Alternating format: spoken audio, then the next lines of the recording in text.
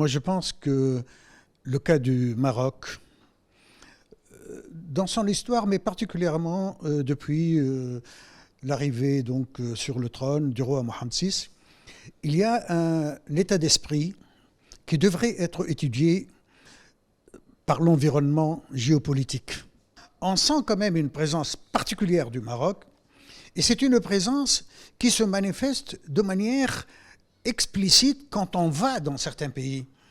Par exemple, il m'a été donné d'aller à Abidjan, et j'ai vu comment le Maroc est pleinement présent sur le terrain, sur des marchés économiques très fructueux, à la fois pour le pays qui reçoit le pays hôte et pour le pays investisseur, le Maroc.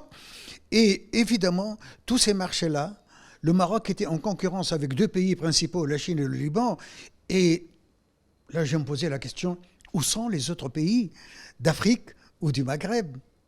Et c'est pour cela, moi, je sens que le Maroc, dans son esprit actuel, malgré certains aspects, il reste un facteur très important dans la construction du Grand Maghreb et dans la construction, effectivement, de toute la politique de solidarité et d'inter-échange entre les pays africains et les pays méditerranéens.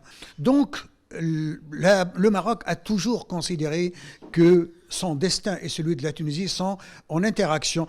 Il est vrai que parfois, la loi de marché exige une certaine émulation, une certaine course, mais dans tous les cas, l'esprit de solidarité n'a jamais quitté les deux pays. Et je pense que c'est un esprit qui finira par régner entre tous les pays du Maghreb, parce que le Maghreb, le Grand Maghreb même, est un destin inéluctable pour nous si nous voulons subsister dans le monde actuel.